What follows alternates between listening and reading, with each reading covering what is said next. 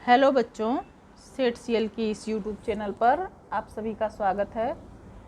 अपने विषयों से संबंधित तमाम जानकारी के लिए आप हमारे यूट्यूब चैनल को सब्सक्राइब कर सकते हैं। जैसा कि आप सब जानते हैं, हिंदी भाषा को आपके अभ्यासक्रम में प्रथम भाषा के रूप में रखा गया है और हम सभी हिंदी भाषी हैं। हमारी मातृभाषा हिंदी है, अतः हम सबकी हिंदी के बारे में दो पंक्तियां कहना चाहूँगी। साफ़ सुथरी ज़बान हिंदी है, साफ़ सुथरी ज़बान हिंदी है, खुश बयानी की जान हिंदी है। तो आज हम लोग हिंदी विषय कक्षा 11 आरोह भाग 1 गद्यखंड में पहला पाठ, जो कि एक कहानी है, उसका अध्ययन करेंगे। कहानी का शीर्षक है नमक का दारोगा, जिसके लेखक प्रेमचंद जी हैं। इस कहानी में ईमानदारी, प्रामाणिकता और सत्य की जीत के बारे में बताया गया है। लेकिन कहानी की कथा वस्तु को जानने से पूर्व हम सब लेखक प्रेमचंद जी के जीवन और कवन के बारे में संक्षेप में चर्चा करेंगे।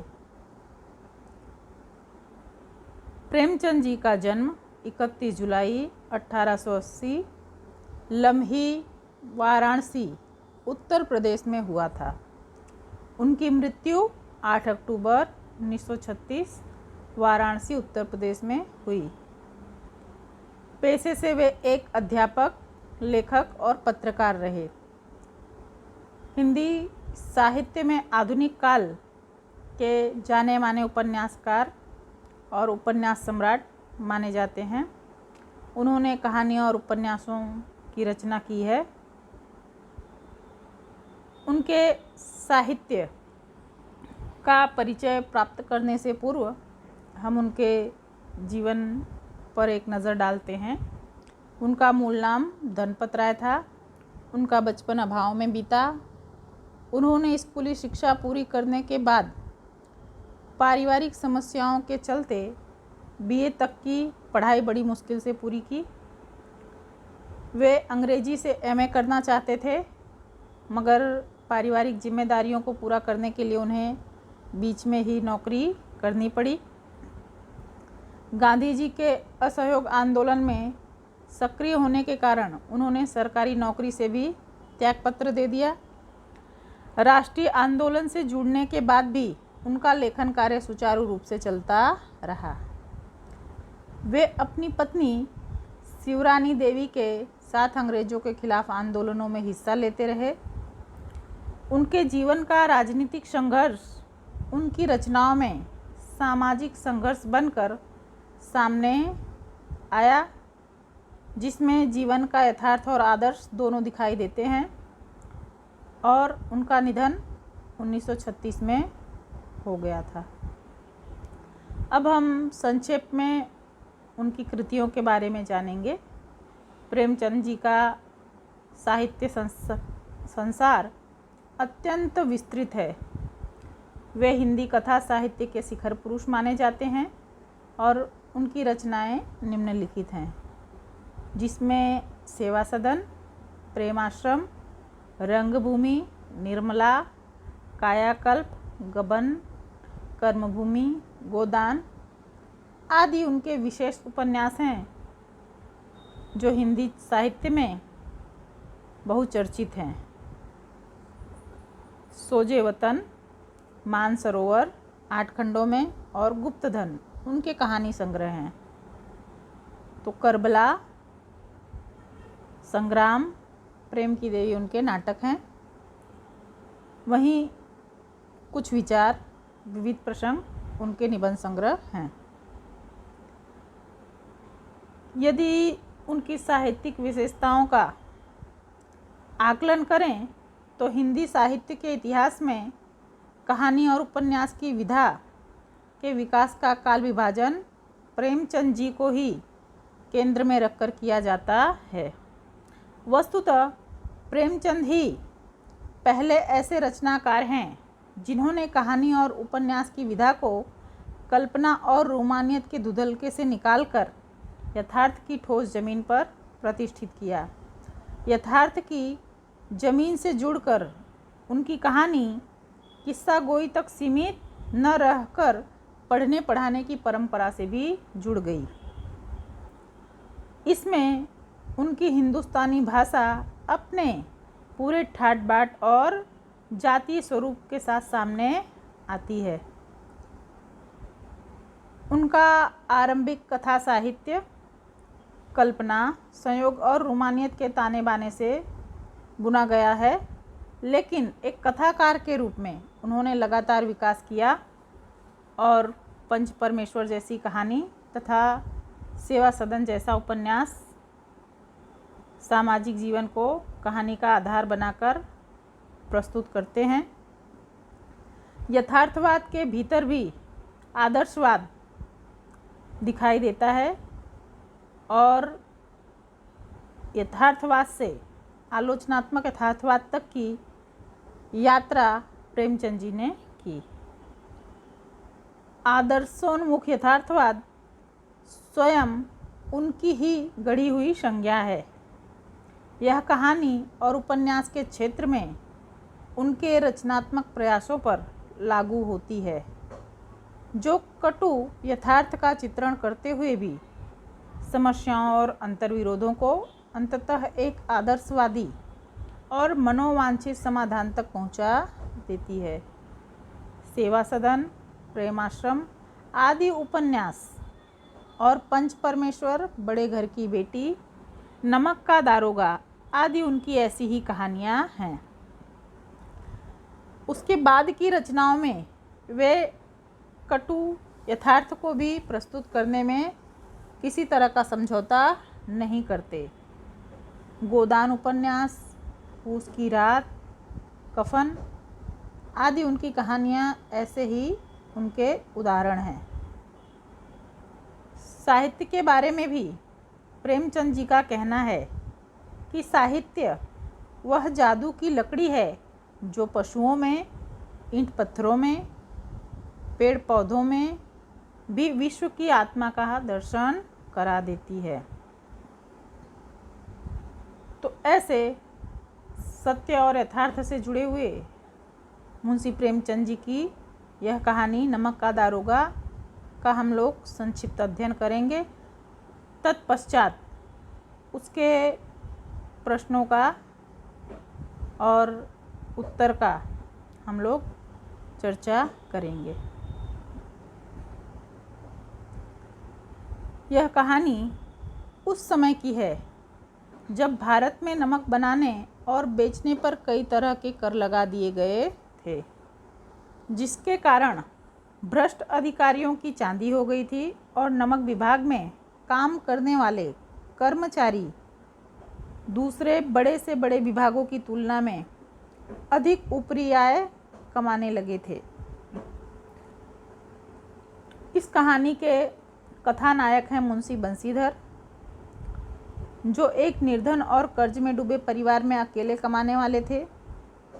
किस्मत से उन्हें नमक विभाग में दारोगा की नौकरी मिल जाती है। अतिरिक्त आमदनी के अनेक मौके उनके पास आते हैं और उनके वृद्ध पिता उन्हें अनेक नसीहतों के बाद भी उनका मन धर्म से डिगता नहीं है। उनके पिता उन्हें कहते हैं कि ये जो ऊपरी आय है वह भगवान का आशीर्वाद है, ईश्वर का आशीर्वाद है, जबकि जो आमदनी है वह व्यक्ति द्वारा दी जाती है, इसीलिए वह महीने के अंत तक ख़त्म हो जाती है। उसकी उपमा उन्होंने पूर्णमासी के चाँद से की है कि जिस प्रकार पूर्णमासी का चाँद पूर्णमासी को पूर्ण दिखाई देता है, लेकिन धीरे धीरे वह लुप्त होता चला जाता है, छोटा होता चला जाता है। ठीक उसी प्रकार ये जो आमदनी है वह मासिक आय जब आती है तब तो पूरी रहती है, लेकिन महीने के अंत तक आते आते ख़त्म हो जाती है। वहीं ऊपरी आय वह ईश्वर का वरदान है जो लगातार दिन प्रतिदिन बढ़ती ही रहती है। तो अपने पिता की इस प्रकार की नसीहतों का भी उनके मन पर असर नहीं होता। एक दिन अचानक उन्हें नमक की बहुत बड़ी तस्करी के बारे में पता चलता है और वे वहाँ पहुँच जाते हैं। इस तस्करी के पीछे वहाँ के सबसे बड़े जमींदार अलोपीदीन का हाथ था। जब पंडित अलोपीदीन को वहाँ बुलाया जाता है तो वे बड़ी निश्चिंतता से आते हैं, क्योंकि उन्हें पता होता है, विश्वास होता है कि वे पैसे से हर दारोगा को खरीद सकते हैं। वे मुंशी जी को भी 1000 रुपये की रिश्वत देने की कोशिश करते हैं, लेकिन बंसीधर इसके लिए तैयार नहीं होते और उन्हें गिरफ्तार होने का हुक्म दे देते हैं। रकम बढ़ते बढ़ते 40,000 तक पहुंच जाती है। किसी तरह मुंशी जी को अलोपीदीन अपने बस में कर लें, लेकिन बंसीधर का ईमान नहीं बिकता। पूरे शहर में पंडित जी की खूब बदनामी होती है। उन्हें गिरफ्तार कर लिया जाता है और अगले दिन कोर्ट में उनकी पेशी होती है, मगर पैसे के दम पर अदालत से वे बाइज्जत बरी हो जाते हैं और अपने रसूख यानी पहचान पर मुंशी जी को नौकरी से भी हटवा देते हैं। जो बंसीधर की मुसीबतों का कोई ठिकाना नहीं रहता। तब पैसे की तंगी के कारण उनके घर के हालात बिगड़ जाते हैं, साथ साथ उन्हें घर वालों के गुस्से का भी सामना करना पड़ता है। घर के सभी लोग उन्हें अलग अलग तरह के ताने मारते हैं, लेकिन एक दिन अचानक एक अनहोनी होती है। उनके घर के द्वार पर एक बड़ा सा रथ आकर रुकता है और जिसमें से पंडित अलोपीदीन निकलकर मुंशी जी के घर आते हैं। उन्हें अपने बढ़िया वेतन और अनेक सुख सुविधाओं के साथ पूरे व्यवसाय और संपत्ति का प्रबंधक नियुक्त कर देते हैं, क्योंकि वे उनकी ईमानदारी से बहुत प्रभावित होते हैं। तो यहाँ पर कहानी में आपने देखा बच्चों कि किस प्रकार ईमानदारी के आगे सब नतमस्तक हो जाते हैं। लक्ष्मी पर अटूट विश्वास रखने वाले अलोपीदीन भी झुक जाते हैं, माथा टेक देते हैं बंसीधर के आगे। और बंसीधर एक ईमानदार नवयुवक के रूप में हमारे सामने आते हैं, जो हमें नई पीढ़ी को यह प्रेरणा देते हैं कि हमें कभी गलत रास्ते पर नहीं जाना चाहिए, कभी अपने ईमान का सौदा नहीं करना चाहिए। वहीं अलोपीदीन जैसे व्यक्तित्व द्वारा यह भी बताया गया है कि किस प्रकार सच्चाई की और ईमानदारी की कद्र करनी चाहिए। तो अब बच्चों, जैसा कि हमने कहानी में देखा, उसी के आधार पर कुछ संक्षिप्त प्रश्नों की और दीर्घ प्रश्नों की हम लोग चर्चा करेंगे। यहाँ पर मैंने कुछ प्रश्न दिए हैं और नीचे उसके उत्तर हैं, तो हम क्रमशः इनकी चर्चा करेंगे। ईश्वर प्रदत्त वस्तु क्या है, उसके निषेध से क्या परिणाम हुआ? उसका उत्तर है, ईश्वर प्रदत्त वस्तु नमक है। सरकार ने नमक विभाग बनाकर उसके निर्माण पर प्रतिबंध लगा दिया और प्रतिबंध के कारण लोग चोरी छिपे इसका व्यापार करने लगे, जिससे रिश्वतखोरी और भ्रष्टाचार को बढ़ावा मिला। दूसरा प्रश्न, नमक विभाग की नौकरी के आकर्षण का क्या कारण था? तो उसका उत्तर होगा, लोग पटवारीगिरी के पद को छोड़कर नमक विभाग की नौकरी करना चाहते थे, क्योंकि इसमें ऊपर की कमाई अधिक होती थी लोग उनको घूस देकर अपना काम निकलवाते थे। उसका परिणाम यह हुआ कि भ्रष्टाचार बढ़ने लगा। तीसरा प्रश्न, फारसी का उस समय क्या प्रभाव था? तो उस समय फारसी का बहुत प्रभाव था। फारसी पढ़े लिखे लोगों को अच्छी नौकरियां मिल जाया करती थी। प्रेम की कथाएं और श्रृंगार रस के काव्य को पढ़कर फारसी जानने वाले सर्वोच्च पदों पर नियुक्त हो जाया करते थे। कुछ और प्रश्नों की चर्चा हम करते हैं, जिसमें पहला प्रश्न, लक्ष्मी जी के बारे में पंडित जी का क्या विश्वास था? तो इसका उत्तर होगा, पंडित अलोपीदीन का लक्ष्मी जी पर अखंड विश्वास था। वे कहते थे कि संसार और स्वर्ग में लक्ष्मी का राज है। न्याय नीति लक्ष्मी के इशारे पर ही नाचते हैं, अर्थात धन से दीन, ईमान और धर्म सब कुछ खरीदा जा सकता है। दूसरा प्रश्न, गाड़ी पकड़े जाने की खबर पर उनकी क्या प्रतिक्रिया थी और क्यों? तो इसका उत्तर है, गाड़ी पकड़े जाने पर अलोपीदीन बिल्कुल शांत थे। वे इसे एक सामान्य बात मानते थे। वे बेफिक्री से पान चबाते रहे और फिर लिहाफ ओढ़कर सामान्य रूप से दारोगा के पास पहुँचे। वे समझते थे कि पैसों के बल पर हम अपना हर काम निकलवा सकते हैं। तीसरा प्रश्न है, बंसीधर की रुखाई का क्या कारण था? तो उसका उत्तर होगा, बंसीधर की रुखाई का कारण नमक का गैर कानूनी व्यापार था। वे एक ईमानदार, कठोर व दृढ़ अफसर थे, इसलिए वे सरकारी आदेश का पालन करना और करवाना अपना प्रथम उत्तरदायित्व समझते थे, इसीलिए वे रुखाई से व्यवहार करते थे। अब बच्चों, यहाँ पर कुछ दीर्घ प्रश्नोत्तर की चर्चा हम लोग करेंगे, जिसमें पहला प्रश्न है, कहानी का कौन सा पात्र आपको सर्वाधिक प्रभावित करता है और क्यों? तो उसका उत्तर, इस कहानी में मुंशी बंसीधर का पात्र हमें सर्वाधिक प्रभावित करता है, क्योंकि वे एक ईमानदार, कर्तव्यपरायण, कठोर, बेमुरव्वत और धर्मनिष्ठ व्यक्ति थे। उनके घर की आर्थिक दशा बहुत खराब थी, पर फिर भी उनका ईमान नहीं डगमगाया। उनके पिता ने उन्हें ऊपरी आय पर नज़र रखने की नसीहत दी, पर वे सत्य के मार्ग पर अडिग रहे।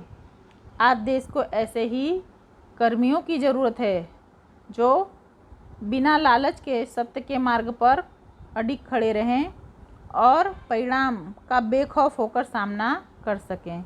तो यहाँ पर मुंशी बंसीधर का पात्र हम सबको अपनी ईमानदारी के कारण सर्वाधिक प्रभावित करता है। दूसरा प्रश्न, नमक का दारोगा कहानी में पंडित अलोपीदीन के व्यक्तित्व के कौन से दो पहलू या पक्ष उभर कर हमारे सामने आते हैं? तो उसका उत्तर है, पंडित अलोपीदीन के दो पहलू हमारे सामने आते हैं, एक लक्ष्मी उपासक और दूसरा ईमानदारी के कायल। अब इन दो व्यक्तित्वों को हम लोग विस्तार से समझेंगे। लक्ष्मी के उपासक, पंडित अलोपीदीन जी लक्ष्मी के उपासक हैं। वे लक्ष्मी को सर्वोच्च मानते हैं। उन्होंने अदालत में सबको खरीद रखा है। वे कुशल वक्ता भी हैं। वाणी व धन से उन्होंने सबको वश में कर रखा है। इसी कारण वे नमक का अवैध धंधा करते हैं। बंसीधर द्वारा पकड़े जाने पर वे अदालत में धन के बल पर स्वयं को रिहा करवा लेते हैं और बंसीधर को नौकरी से हटवा भी देते हैं। तो वहीं उनका जो दूसरा व्यक्तित्व का पक्ष है, वह है ईमानदारी के कायल। कहानी के अंत में उनका यह उज्जवल व्यक्तित्व सामने आता है। वे बंसीधर की ईमानदारी के कायल हैं। ऐसा व्यक्ति उन्हें सरलता से नहीं मिल सकता था। वे स्वयं उनके घर पहुँचे और उन्हें अपनी सारी जायदाद का स्थायी मैनेजर बना दिया। उन्हें अच्छा वेतन व सुविधाएं देकर मान सम्मान बढ़ाया। उनके स्थान पर आम व्यक्ति तो सदा ही बदला लेने की बात सोचता, लेकिन उन्होंने ऐसा नहीं किया। तो इस तरह इस कहानी में बंसीधर के बाद जो दूसरा प्रभावक व्यक्तित्व है वह है अलोपीदीन पंडित का। यहाँ पर एक परिच्छेद दिया हुआ है बच्चों, जिससे कुछ प्रश्न पूछे गए हैं, तो हम लोग इस पर एक नज़र डालते हैं। नौकरी में ओहदे की ओर ध्यान मत देना, यह तो पीर का मज़ार है। निगाह चढ़ावे और चादर पर रखनी चाहिए। ऐसा काम ढूंढना जहाँ कुछ ऊपरी आय हो। मासिक वेतन तो पूर्णमासी का चाँद है, जो एक दिन दिखाई देता है और घटते घटते लुप्त हो जाता है। ऊपरी आय बहता हुआ स्रोत है, जिससे सदैव प्यास बुझती है।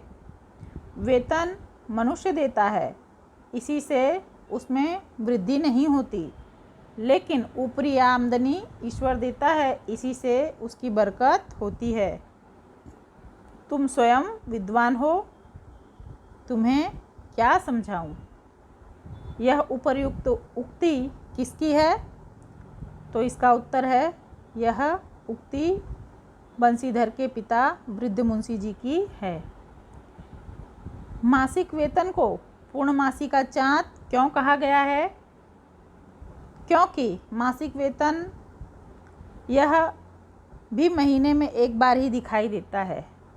इसके बाद यह घटता चला जाता है और अंत में वह समाप्त हो जाता है। वेतन भी एक बार पूरा आता है और खर्च होते होते महीने के अंत तक समाप्त हो जाता है। इसलिए मासिक वेतन को पूर्णमासी का चाँद कहा गया है।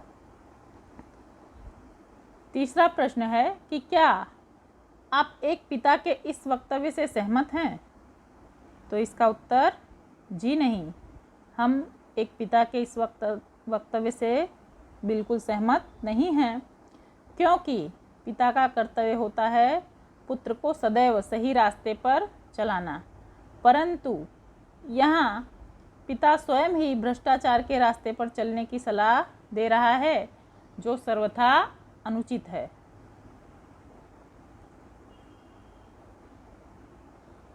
उसके बाद एक प्रश्न है कि नमक का दारोगा कहानी के कोई अन्य दो शीर्षक बताते हुए उसके आधार को भी स्पष्ट कीजिए।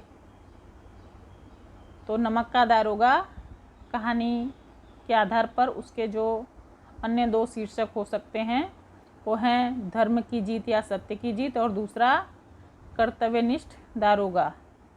इसे हम इस तरह समझ सकते हैं बच्चों, धर्म की जीत इसलिए क्योंकि धन के आगे धर्म नहीं झुका, और अंत में पंडित अलोपीदीन ने भी धर्म के द्वार पर जाकर माथा टेक दिया, इसलिए यहाँ पर धर्म की जीत हुई, इसलिए यह भी शीर्षक उचित है।